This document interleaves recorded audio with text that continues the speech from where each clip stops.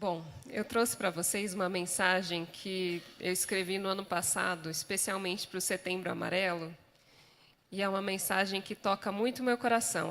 Ela fala muito comigo e nos lugares onde eu já preguei esse sermão, eu sempre encontrei alguém que de alguma forma se relacionou. A mensagem, ela está no Salmo 102. E eu me sinto muito feliz de falar sobre Salmos, porque nós o estudamos na lição do trimestre passado, e eu pude aprender outros lados que eu não conhecia sobre Salmos. Eu vou ler com vocês o Salmo 102, do versículo 1 ao 13.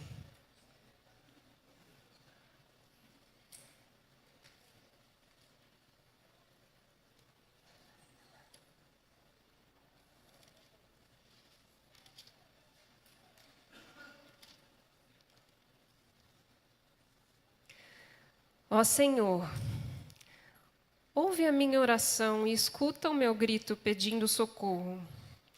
Não te escondas de mim quando estou aflito. Ouve-me quando eu te chamar e responde depressa. A minha vida está desaparecendo como fumaça, e o meu corpo queima como se estivesse no fogo. Como a relva ressequida está o meu coração. Esqueço até de comer. Fico gemendo alto. Sou apenas pele e osso. Sou como um pelicano no deserto, como uma coruja entre as ruínas. Não consigo dormir. Sou como um pássaro solitário em cima do telhado. Os meus inimigos me insultam o dia todo.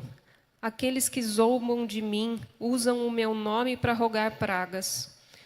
Por causa da tua ira e do teu furor, as cinzas são a minha comida, e as lágrimas se misturam com a minha bebida.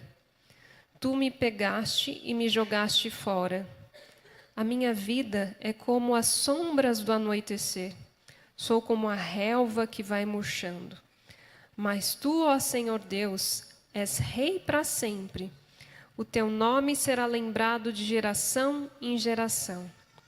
Tu te levantarás e terás pena de Jerusalém. Já é hora de teres compaixão dela. A hora certa já chegou. Queridos, eu vim conversar com vocês sobre a angústia. E eu acho que o Salmo 102 reflete muito bem esse sentimento. Um dos sinais da segunda volta de Jesus, de que estaria próximo dele retornar, está em Lucas 21, 25. Haverá sinais no sol, na lua e nas estrelas. Na terra, as nações estarão em angústia e perplexidade com o bramido e agitação do mar. Provavelmente todos nós já assistimos a algum filme ou série sobre o fim do mundo, e elas intercalam temas diversos, né? Já assistimos o cometa que cai, o meteoro, a onda gigante, o apocalipse zumbi. São vários os temas e a curiosidade do homem só aumenta, né? Mas há uma coisa, um fenômeno muito comum em todos os filmes e sempre é igual. Existe perplexidade, existe pessoas correndo de um lado para outro, existe uma angústia coletiva. Mas nós sabemos que a angústia coletiva, ela começa na angústia do indivíduo, começa dentro do nosso coração.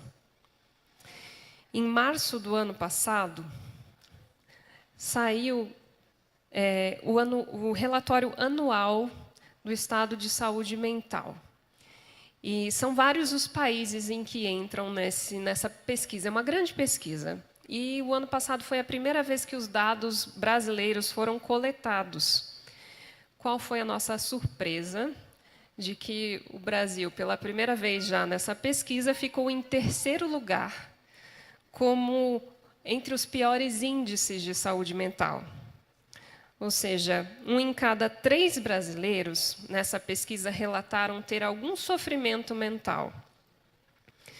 E a população de 18 a 24 anos apresentou uma probabilidade 5 vezes maior de ter uma queixa em saúde mental em comparação com a geração dos avós. Uma outra pesquisa de 2022 apontou que a saúde mental foi o segundo tema de maior preocupação entre os brasileiros e ela ficou em segundo lugar porque perdeu para a Covid, ou seja, em plena pandemia. E nós ganhamos dos dados com relação ao câncer, ou seja, a saúde mental foi um tema mais preocupante do que o câncer entre a população brasileira. Então, estamos vendo um país muito preocupado e um país sofrendo. Eu, no ano passado, fui a uma palestra na Prefeitura de Campinas, naquela época onde as escolas estavam sendo atacadas por atos de violência. E nós estávamos falando sobre essa violência, sobre a morte, sobre a angústia. E a minha surpresa foi que, em um momento, a palestrante perguntou para uma população grande que estava ali assistindo: será que alguém aqui presente nunca teve um pensamento de morte? Ninguém levantou a mão. Será que alguém, ela falou assim, será que alguém nunca pensou em sumir, desaparecer, não existir do planeta ou não acordar? Ninguém levantou a mão. Ou seja, todos ali, em algum momento das suas vidas, já passaram por um momento de tanta angústia que, de alguma forma, quiseram não existir, ou desaparecer, ou escapar para um outro lugar, um outro planeta, talvez. E, irmãos, apesar de estarmos aqui dentro da igreja, nós não estamos fora do mundo. Nós estamos nesse planeta, esse planeta caído, ou seja, nós estamos sujeitos a tudo que acontece aqui, ao sofrimento. E o Salmo 102, ele está aqui para nos trazer mensagens importantes. E eu vou aprofundar um pouco nessas mensagens que ele traz, versículo por versículo. No versículo 3, começando, ele fala assim: a minha vida está desaparecendo como fumaça. Esvaecem-se meus dias como fumaça. E ele usa uma linguagem metafórica muito bonita para falar sobre isso, né? Sobre as emoções. O livro de Salmos é cheio de metáforas. Quando eu penso nessa forma que ele fala da vida, para mim, quando eu penso na fumaça subindo, parece que é algo que vai desaparecendo, né? Tão efêmera, a vida é tão efêmera, tão passageira, que rapidamente a gente se perde daqueles bons momentos e parece que as coisas não têm sentido. E interessante que essa é uma fala que eu escuto muito no consultório. E, inclusive com adolescentes, eles falam: eu não entendo essa vida, parece que nada faz sentido. As pessoas não se preocupam mais umas com as outras, a minha família tem brigas, e mesmo aqueles que têm famílias tranquilas, eles falam: eu não entendo qual é o sentido. A gente vai viver, trabalhar, e o que tem depois? Os meus ossos queimam como brasas vivas, e o meu corpo queima como se estivesse no fogo. Aqui o salmista está dizendo que a angústia ela é tanta, e ela é tão grande, que ela começa a fazer os ossos dele doerem. Isso é muito realidade, não é uma dor inventada, é uma dor real. Quando o peito dói tanto, o corpo dói também. No versículo 4 ele fala: como a relva ressequida está o meu coração. E aqui eu penso que ele está falando sobre a tristeza, ou seja, o coração dele, por tanta seca, foi faltando o alimento, foi faltando talvez o carinho, o afeto, o amor. Ele se sente desamparado e sente aquela tristeza, aquele desamparo profundo, talvez uma solidão. No verso 5, ele diz: esqueço de comer, estou reduzindo a pele e osso. Nesse verso eu penso, como é gostoso comer, como é gostoso a gente se alimentar, a gente ir a um restaurante, comer algo que nos dá prazer, o alimento ele dá prazer. Mas nesse momento ele estava tão angustiado que ele já não sentia prazer na comida.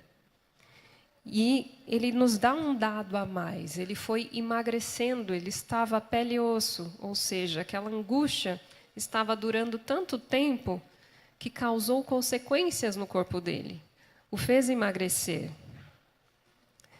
No verso 6, ele fala algo muito interessante. Ele diz assim: eu sou como pelicano no deserto.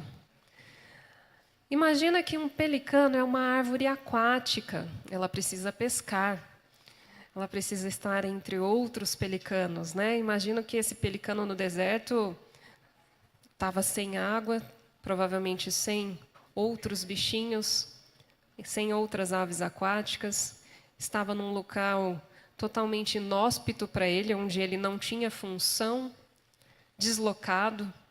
Me faz pensar das pessoas que sofrem por, de alguma forma, se sentir deslocadas, sem função, fora de lugar. Quando eu penso na nossa igreja, eu imagino os jovens naqueles momentos difíceis de faculdade, né, onde estão enfrentando muitas teorias que nada têm a ver com a sua fé, onde se sentem totalmente fora d'água, peixes fora d'água. Também me faz pensar daquelas pessoas que têm lutas internas, que de alguma forma os fazem sentir deslocados também na nossa igreja, pessoas que lutam com questões da sexualidade ou outros pontos. São muitas as lutas que nós enfrentamos aqui, que nos fazem sentir fora d'água, peixes fora d'água, pelicanos no deserto, né? No versículo 6, ele diz: eu sou como coruja entre ruínas. O que será que essas ruínas representam, né? Ruínas são decadência, são coisas destroçadas. O caos pode ser representado por essas ruínas, né? Destruição. Esse é um verso que eu me identifico muito. Eu me sinto no caos muitas vezes, um caos mental. Faz mais ou menos uns 10 anos que eu busquei um psicólogo para me ajudar a lidar com o meu caos mental. Naquela época, eu estava no 3º ano de residência. E no 3º ano, a gente começa a atender mais pacientes. E já estava ali quase terminando, quando eu atendi um caso muito complicado. E uma vez, esse paciente chegou no meu consultório e ele falou assim: Maressa, eu quero que você assine o meu testamento, porque eu não aguento mais viver e você vai ser minha testemunha. E eu lembro que eu saí do meu consultório, era um caso muito difícil, porque essa pessoa não tinha família, alguém que eu pudesse recorrer, alguém que eu pudesse ligar. Eu lembro que naquele dia eu chamei o SAMU não podia dar assistência, porque eu pensei, eu vou mandar essa pessoa para o pronto atendimento. Nada deu certo. Eu cheguei em casa e eu chorei muito, porque aquela angústia da responsabilidade pegava muito forte. E foi aí que eu comecei a terapia. E hoje no consultório, muitos pacientes vêm com o mesmo tipo de pensamento, então eu consigo me identificar muito. Eu chamo de pensamento caótico, o pensamento do caos, onde vem um pensamento negativo de que a gente não vai dar conta, um outro pensamento negativo de que não seremos capazes ou que no futuro vai dar tudo errado, o que gera pensamento de que você é indigno ou de que você não vai conseguir resolver aquele problema ou que as pessoas não vão te amar. E é um pensamento atrás do outro e gera uma bola de neves, né? Uma bola de neve. E essa bola de neve ela pode ser tão forte que a pessoa pode ficar alheia ao mundo. De vez em quando eu entro ainda nessas bolas de neve e eu fico com dó da minha família, porque a minha cabeça fica tão distante que eu começo a não enxergar as coisas que estão acontecendo ao redor. E eu sinto que tem a ver um pouco com esse verso. As corujas, somos as corujas entre ruínas, né? Esse mundo está cheio de ruínas. E o nosso pensamento entra nessa ruína do nosso mundo. E, graças a Deus, com o tempo e com o tratamento, eu pude lidar um pouco com essa bola de neve para que as coisas pudessem ser mais leves, um pouco mais leve. E eu comecei a entender que, mesmo médica, não sou eu que estou no controle. Muitas vezes a gente tem a fantasia de que é possível a gente estar no controle. E é por isso que o nosso pensamento vai lá no futuro, tentando controlar todas as variáveis para que um problema não aconteça. E foi quando eu percebi que só Deus está no controle, e eu não estou no controle. Então, hoje eu preciso orar para que Ele me dê sabedoria, para me ajudar nos meus casos, mas no final, quem controla é Deus. Amém. E contar uma experiência para vocês. No mês de março, eu vivi uma situação um pouco caótica em casa. E a história da Kelly me lembra um pouco essa situação. Eu fui fazer um exame de rotina, uma colonoscopia, e nessa colonoscopia o médico encontrou um pólipo, e a gente que é médico fica lendo de tudo e olhando todas as variáveis, e esse pólipo tinha uma carinha ruim e um tamanho ruim. E foi para a biópsia. E durante aquelas 2 semanas e meia, até eu receber o resultado dessa biópsia, meu coração ficou angustiado, muito angustiado. E o meu pensamento vai lá no futuro, como boa ansiosa, vai lá no futuro. E uma vez meu esposo me perguntou, você está com raiva de Deus? E eu falei, eu não sinto raiva de Deus. Eu sinto que se Ele colocar um desafio para mim, é porque eu preciso desse desafio, de alguma forma. Mas foram 15 dias que eu quase não dormi, 15 dias que eu ficava pensando disso sem parar. E eu imagino que vocês devam ter passado por uma situação assim. Quando veio a biópsia e a gente foi na consulta, o médico falou assim para a gente, olha, hoje é o dia de você abrir uma champanhe, porque esse pólipo foi tirado na hora certa. Era um pólipo de alto grau, de um risco grande para ficar maligno, ele ainda não era maligno.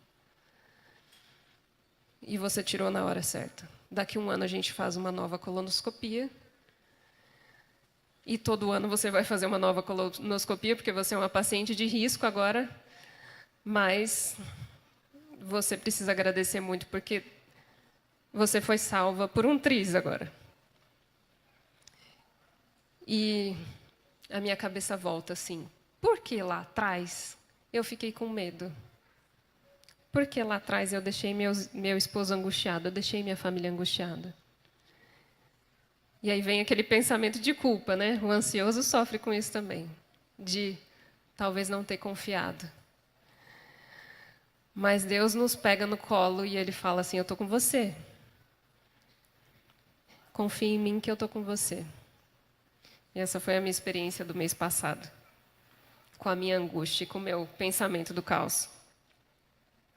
No versículo 7, ele diz, não consigo dormir. Ou seja, a insônia é uma das queixas mais comuns no consultório, né? Tanto do médico, quanto do psicólogo, quanto do generalista. E hoje nós sabemos que a insônia ela tem um ciclo. A insônia prolongada ela é muito relacionada com a ansiedade, ou seja, a ansiedade causa uma insônia prolongada e aquela ansiedade com aquela insônia aumentam muito as chances de uma pessoa ficar deprimida. Então, esse é um sintoma que a gente precisa cuidar, tanto a insônia quanto a ansiedade, se a gente quiser prevenir episódios de depressão. E era disso que o salmista estava falando, eu não consigo dormir. E ele continua, eu sou um pássaro solitário no telhado. Ou seja, de alguma forma esse pássaro optou por estar longe. Ele optou por pousar lá no telhado, como se ele estivesse olhando tudo ao redor, ou se isolando de alguma forma. Eu tenho pacientes que falam assim, Maressa, eu não confio em ninguém, eu estou sozinho. Ninguém me entende, não adianta explicar o meu coração, não adianta eu me abrir, as pessoas já me decepcionaram tanto que agora eu fico sozinho. Elas preferem estar sozinhas, evitando lidar com o mundo. No versículo 8 ele continua, meus inimigos zombam de mim. Ou seja, um sentimento de humilhação. Hoje a gente usa a palavra bullying, né? Até meu filho na escola já aprendeu o que é bullying. E eu tenho um paciente que uma vez ele me contou assim que ele sofreu bullying por muito tempo. Os alunos mais velhos e mais fortes na escola socavam o estômago dele frequentemente. Ele fala que era uma coisa quase diária. E eu lhe perguntei, por que você não falou para um adulto, não contou para ninguém, não quis se abrir? Ele falou assim, porque seria muito humilhante. Ele sofreu calado. Cinzas são a minha comida. Minhas lágrimas se misturam com a minha bebida. O salmista está desolado. Ele não consegue mais conter a lágrima, a tal ponto de que ela escorre no rosto dele e ele bebe elas. Ele não consegue contê-las. Tamanha a dor. Imagino que muitas pessoas já passaram por essa dor e esse desespero. E o verso 10 é um verso muito forte. Ele fala para Deus assim: rejeitastes e me expulsaste para longe de ti. Ou seja, ele estava se sentindo totalmente abandonado, um abandono intenso, rejeitado, expulso. Lá em Campinas eu atendo num serviço que acolhe pessoas de vulnerabilidade, é um CAPS infantil. E lá eu tenho algumas pacientes que sofreram abuso dentro da família. Muitas vezes são os padrastos. E, em muitos casos, as mães optam por manter aquele casamento ao invés de estar com a filha, com o coração despedaçado. E as meninas falam assim, a minha mãe não me escolheu. Eu me sinto totalmente abandonada. E são casos muito difíceis. São casos onde as meninas se encontram deprimidas, são casos onde tem diversas tentativas de suicídio, onde o sofrimento é muito grande pelo abandono. No verso 11, ele fala: meus dias são como sombras crescentes, sou como a relva que vai murchando. Aqui ele fala sobre a morte, ou seja, a relva que murcha está lentamente morrendo por falta de chuva. O tempo dela acabou, o ciclo da vida se findou. Quão duro é entender que a vida é finita, né? É muito interessante que a nossa mente ela nos prega peças, né? A nossa sensação é que a gente vai viver para sempre. Não é assim? Não importa a idade que a gente tem, é como se a vida não fosse acabar. Durante a pandemia, a gente viveu um momento muito real de possibilidade de um fim. E eu fico imaginando as pessoas que adoecem, assim como a Kelly da história, que convivem dia a dia com a chance de não acordar amanhã. O quão duro é saber que talvez você não estará ali para ver o seu filho crescer, né? Mas existem pessoas que não têm um problema físico e que, de uma forma, por dentro estão morrendo. Pessoas tão deprimidas que elas chegam a pensar que a vida não vale a pena, em que é melhor, o sofrimento é tão grande que é melhor acabar com essa vida. Pessoas que por algum motivo não têm mais desejos, não têm mais sonhos, se sentem perdidas. E recorrendo a esses sintomas do verso do Salmo 102 que a gente escuta no consultório cotidianamente, alguns podem estar pensando, mas Maressa, será que esse salmista estava deprimido? Gente, do ponto de vista técnico, a gente não consegue fazer esse diagnóstico, porque a depressão ela não é apenas um momento de tristeza, ela é um período. A gente classifica a depressão por um período onde tem vários sintomas juntos, onde a pessoa perde o prazer pelas coisas boas, a pessoa sente tristeza na maior parte do tempo, ela perde a libido, ela perde a sua capacidade de dormir bem, de se alimentar bem ou come demais. São vários sintomas que acontecem juntos que fazem com que a pessoa fique disfuncional, ou seja, ela perde a funcionalidade dela no dia a dia. Existem alterações cognitivas da memória, da atenção, do foco, a capacidade dela de trabalhar. E as pessoas dizem assim, é como se eu não me reconhecesse mais, eu não sou essa pessoa, né? Eu perdi minha identidade. Tudo muda. E eu me lembro de uma paciente muito querida que falava assim: eu me sinto um alface plantado ali na sala da minha casa, eu não consigo fazer nada. Não consigo levantar, não tenho energia para fazer as coisas que eu gosto. E ela vivia atormentada por pensamentos negativos que diminuíam o seu valor, que faziam ela pensar como a vida era pesada. Mas eu sei que Deus colocou o Salmo 102 para a gente não por acaso. Ele colocou por um motivo muito especial. E eu quero pensar nisso com vocês. Os motivos pelo qual o Salmo 102 está na Bíblia. Bom, o primeiro deles, que eu acho fantástico, ele está nas tradições de Israel. O livro de Salmos é um livro conhecido como uma expressão da devoção do povo judeu, do povo de Israel. Os historiadores dizem que um salmo era cantado no templo por dia. Então, durante todo aquele ano, os salmos eram repetidos um por um. E o Salmo 102 estava entre eles, assim como outros salmos de angústia. O povo de Israel, ele usava o Salmo 102 para falar sobre essas emoções. Eles não escondiam aquilo que eles estavam sentindo. Eles não criticavam.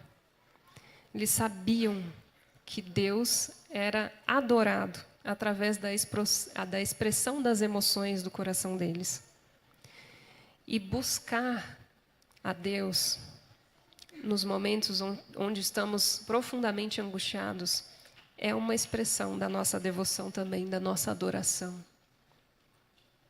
Um dos meus autores favoritos, ele se chama Philip Yancey, ele costuma dizer que o sofrimento é o assunto mais difícil que a gente tem na vida cristã. Muitos têm medo de falar sobre o sofrimento, porque eles se sentem questionando a Deus.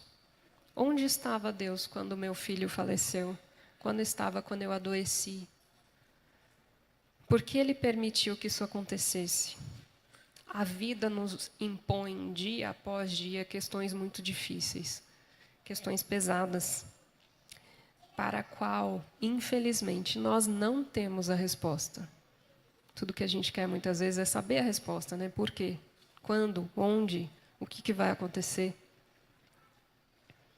Mas eu imagino o tamanho da fé desse salmista para expressar todas as emoções dele dessa forma e reconhecer a Deus como seu Senhor. Ele falando sobre o sofrimento dele dessa forma.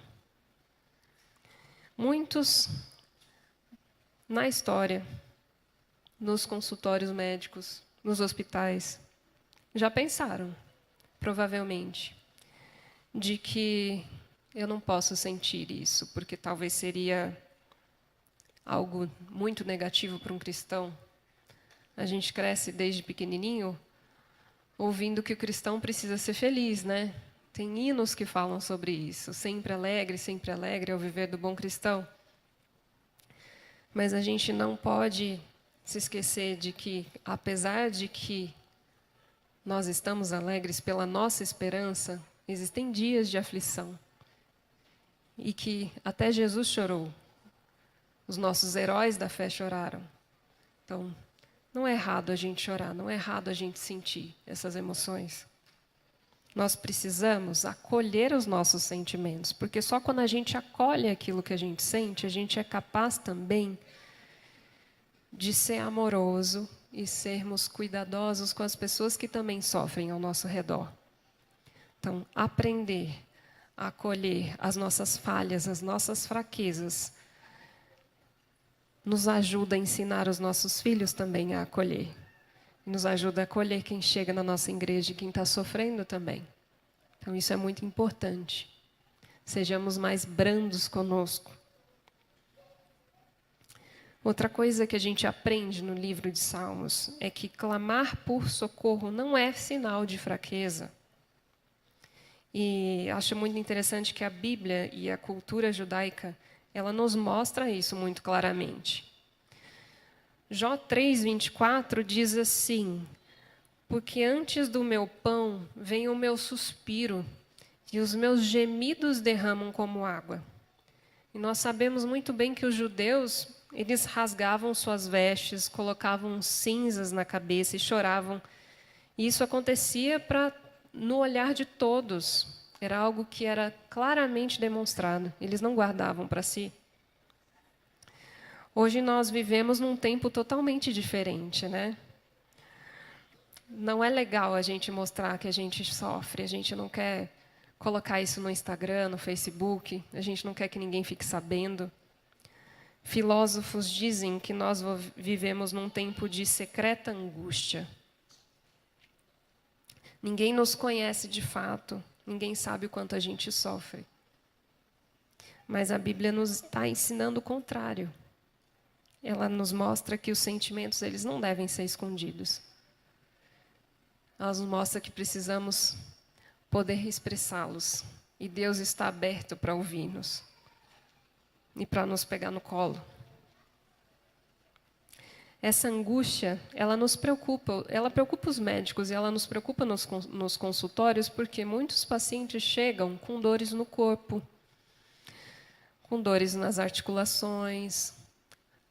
São quadros tão diferentes uns dos outros que a gente, às vezes, até se espanta.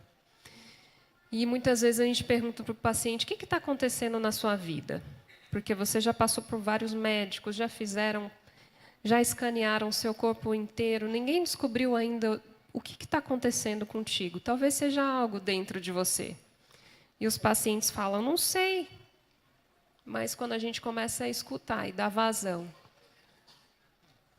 para a vida daquelas pessoas, elas começam a ver o quão sofrido estão as coisas. E elas começam a se conectar com as suas próprias histórias e as suas emoções e começam a entender por que o corpo está sofrendo. Ou seja, esse sofrimento que fica aí guardado aqui dentro, ele tem consequências para o nosso corpo. O corpo também chora. Outra coisa que eu aprendi nos Salmos é que sentir-se triste, angustiado, sozinho, sem prazer e até ter pensamentos de morte não é sinal de que Deus está longe da gente. Muito menos que a gente não tem fé.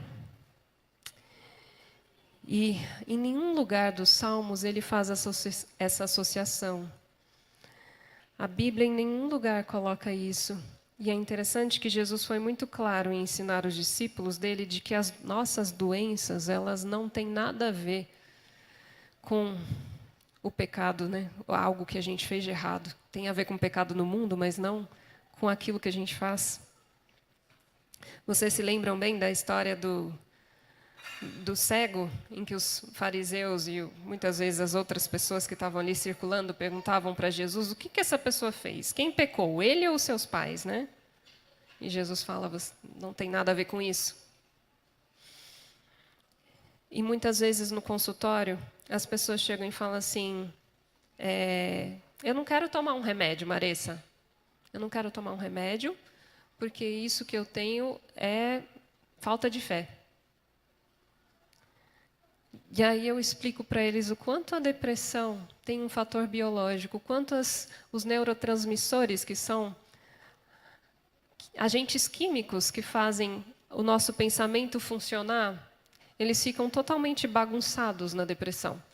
Alguns aumentam, outros diminuem. Não é uma questão simples.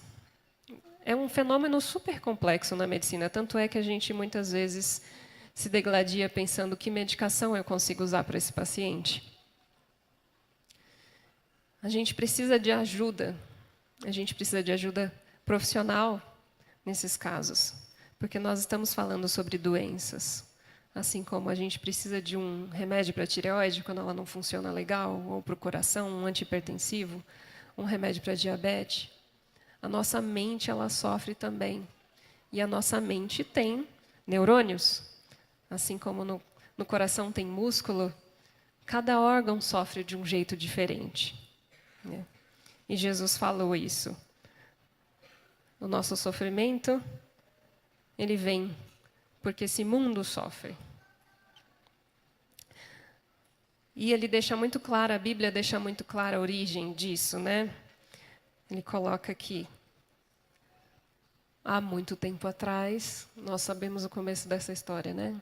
Adão e Eva estavam no paraíso, mas eles escolheram comer da árvore proibida, e assim o pecado entrou nesse mundo, e assim todas as doenças começaram. E os transtornos mentais não são exceção. Infelizmente, nós estamos nesse barco, todo mundo junto, né? Mas na Bíblia também anuncia que tudo isso um dia vai ter fim. Em Apocalipse 21:4, ele fala: Ele enxugará dos olhos toda lágrima, não haverá mais morte, nem tristeza, nem choro, nem dor, pois a antiga ordem já passou. Amém. E aqui ele fala tanto das nossas dores físicas quanto das dores emocionais. Graças a Deus, ele inclui todo no mesmo pacote. Nada disso mais vai existir. Queridos, nós podemos buscar a Deus quando nós estamos em angústia.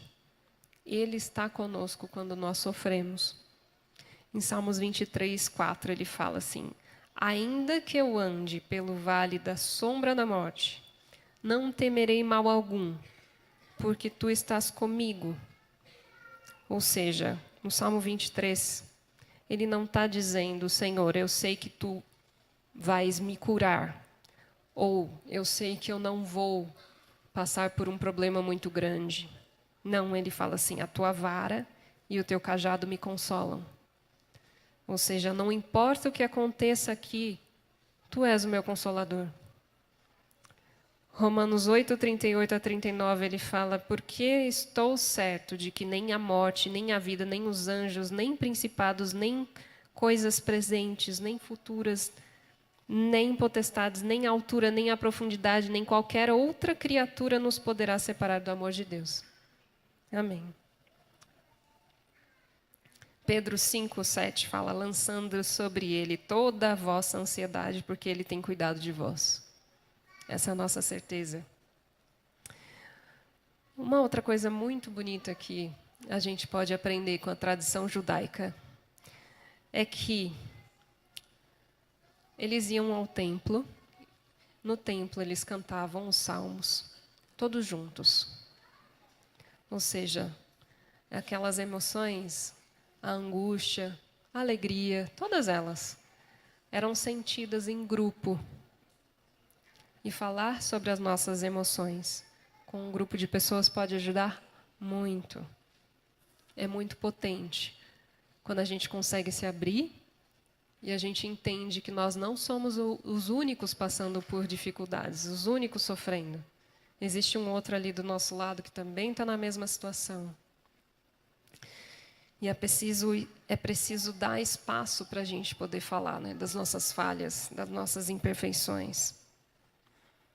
Eu trouxe a carta de uma paciente que ela me enviou. Eu falei para ela assim: eu vou estar em algumas igrejas e talvez você queira dizer algo. E ela trouxe algumas coisas muito interessantes que eu quero ler para vocês. Há 8 anos eu trato de transtorno mental, depressão. Na verdade, faz 8 anos que eu fui diagnosticado, mas desde que eu me entendo por gente, eu lido com os sintomas. Dizer que é um sofrimento absurdo, que afeta amplamente a vida, a produtividade, que rouba sua vitalidade de forma avassaladora, que muda sua identidade a ponto de não saber mais quem se é. Isso não é novidade. O fato é que faltam palavras para descrever com exatidão o que é passar por um transtorno mental. A dor é imensurável, a nomino de dor de vida. Não conseguimos acreditar em mais nada. A pressão em lidar com tamanho sofrimento, desesperança, a ponto de desejar a morte, sem falar no fato de ter que lidar com o estigma das pessoas. Sei que pode ser pesado ouvir isso, mas por muitas vezes chego à conclusão de que eu escolheria ter um câncer, viver sem um membro do corpo ou algo do tipo. Prefiro lidar com algo que se origina fisicamente, pois quando o adoecimento é mental, não dá para fazer cirurgia, um procedimento invasivo, arrancar com as mãos ou simplesmente tratar algo onde o dano é somente físico. Sentimos como se o transtorno mental fosse irremediável. A depressão rouba sua vontade de viver, mesmo você não querendo isso, enquanto outras doenças, as pessoas te encorajam a lutar pela vida. Por muitas vezes me senti sem direito e permissão de reclamar com Deus sobre a vida que me deu. Não havia como uma dádiva ou como uma bênção em estar vivo, como muitos dizem. Uma mente doente deturpa a nossa visão, crença, toda a nossa base de construção como indivíduo. Porém, eu comecei a trilhar o caminho de questionar com Deus onde estão aqueles prometidos dias em abundância, clamar por socorro, a estancar todo o meu sofrimento, escancarar todo o meu sofrimento para Ele e a pedir sentido na vida. E Ele nos ouve e nos dá esperança. Gradativamente, as pesquisas e estudos e muitos dados mostram que o mundo está cada vez mais doente.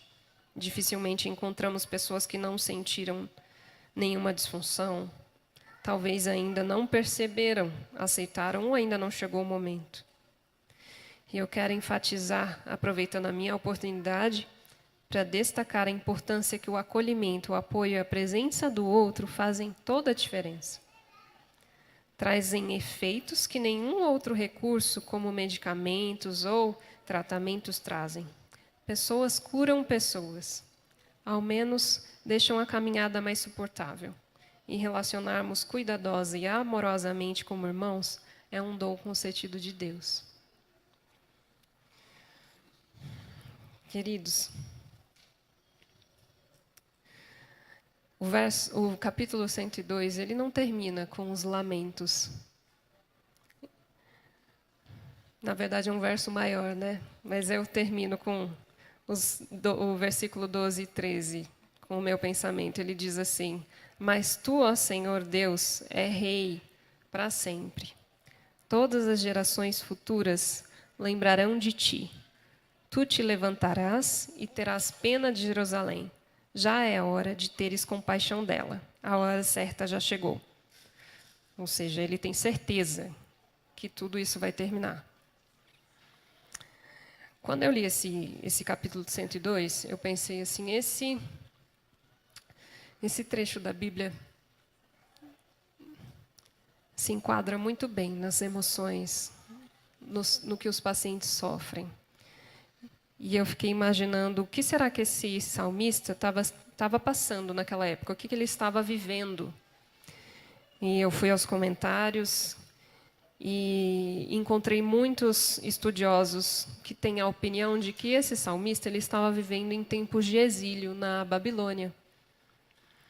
Ou seja, foi uma pessoa que foi tirada de Israel e foi levada como cativa para outro país. E nós sabemos que as guerras eram muito duras. Provavelmente ele foi tirado de sua casa e sua casa foi destruída. Nós não sabemos o que aconteceu com a sua família. Não sabemos se ele perdeu entes queridos. Mas sabemos que ele estava ali na Babilônia contra a sua vontade como escravo. Para a gente é muito difícil ter essa visão do que é essa escravidão, porque nós não vivemos nesse contexto. Mas no Brasil, muitos viveram nesse contexto, né? Os pretos que vieram da África foram tirados do seu lar. E aconteceu exatamente a mesma coisa com eles, né? Perderam totalmente sua identidade, tiveram que trabalhar contra sua vontade num país totalmente inóspito a eles, preconceituoso. E naquela época muitos morreram por questões emocionais. Eles chamaram as condições, essa condição que causava a morte nos escravos no Brasil, de banzo. Banzo era o que eles chamavam de essa morte lenta. Os escravos paravam de comer e aos poucos iam definhando até que um dia eles morriam. Eles morriam de saudade. Morriam pela perda da identidade, por vontade de voltar para sua terra. Isso me faz lembrar muito dos judeus na Babilônia, me faz lembrar muito da gente aqui nesse mundo. Somos peregrinos, não somos daqui. Nascemos já em terra estranha, nascemos como escravos do pecado. E o interessante é que o salmista ele nos dá muitas pistas da fé dele. Ele coloca vários versículos metafóricos sobre a sede, sobre a relva que está ressequida por falta de água, sobre o corpo que emagrece por falta de alimento.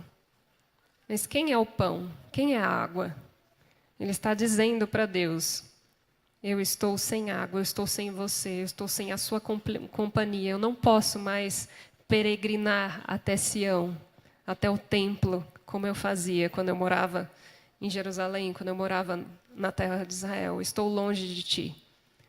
O salmista sabia que a verdadeira causa do tormento e do sofrimento dele era estar longe de Sião. Era a falta da água, era a falta do pão da vida. E nós sabemos que essa é a nossa causa também, a causa dos nossos problemas. Mas o salmista tinha a certeza de que Deus não desampararia o seu povo, de que aquele exílio um dia teria fim. E o sofrimento dele não foi pequeno. Foram 50 anos de exílio. Imagina que é 50 anos escravo, 50 anos longe de Sião, 50 anos sem poder entrar no seu templo, sem poder fazer tudo aquilo que eles faziam, né, as tradições que faziam eles se sentir próximos de Deus. Foram 50 anos ali em terra estranha.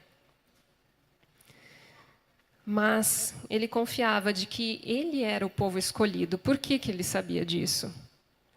Eles tinham muito claramente na mente, memorizado esse versículo de Isaías 43, 1. Todo israelita sabia isso, todo judeu sabia. O que está lá em Isaías 43, 1? Está escrito assim: assim diz o Senhor que te criou, ó Jacó, e que te formou, ó Israel. Não temas, porque eu te remi, chamei-te pelo teu nome, tu és meu. Eles tinham a certeza de que eles eram o povo escolhido. A certeza de que Deus os havia escolhido, o próprio Deus. Nós somos o povo escolhido. Nós precisamos ter essa certeza todos os dias, porque Ele nos remiu, Ele nos escolheu. Queridos, nós somos frutos desse milagre, nós podemos ter a certeza, assim como Sião estava para o coração de Israel, Sião precisa estar para o nosso coração. Porque é lá que nós vamos morar, é lá que Deus nos prometeu esse refúgio, é lá que nós não vamos mais sofrer. É para lá que nós vamos. E a Bíblia, ela coloca tanto o começo da nossa história quanto o final. Um dia, Adão e Eva comeram do fruto proibido. Eles fizeram essa escolha. Nós sofremos essa consequência até hoje. Mas Jesus, pelo amor que Ele tinha por nós, Ele fez um plano para a nossa salvação. E Ele faz questão de que nós nos lembremos todos os dias de que nós somos o seu povo escolhido. Esse verso aqui é um verso que me acompanha todos os dias, porque eu preciso que Ele me diga: Maressa, você foi escolhida, eu te remi, você é a minha. Quão fantástico é a gente escutar isso, de que nós somos de Deus e Ele nos ama. E hoje ainda estamos aqui, mas a nossa caminhada é com Ele. Ele consegue deixar os nossos fardos mais leves. Ele nos diz, né? Venham aqui todos os que estão cansados e sobrecarregados, deixem esse jugo aqui, porque o meu é suave. E essa esperança que nós precisamos compartilhar com esse mundo que está sofrendo muito pela ausência do pão e da água. E esse é o meu desejo hoje, para que nós possamos sempre saber que Ele nos prometeu o final feliz, apesar de termos as dificuldades. Amém? Amém. Eu posso orar com vocês? Querido Pai que estás nos céus, obrigada por nos deixar o livro de Salmos, no Salmo 102, para a gente. Hoje sofremos por estarmos longe de Ti, mas apesar disso sabemos que Tu és a resposta, Tu és o pão que fortalece o nosso corpo, a água que acalma o pelicano, a água que restaura a relva. Seja para nós tudo. Nos dá o nosso final feliz e nos ajude a compartilhar com os nossos amigos lá fora que estão sofrendo essa verdade. Só é essa a esperança, esse é o único caminho. Consola o nosso coração, em Teu nome, amém.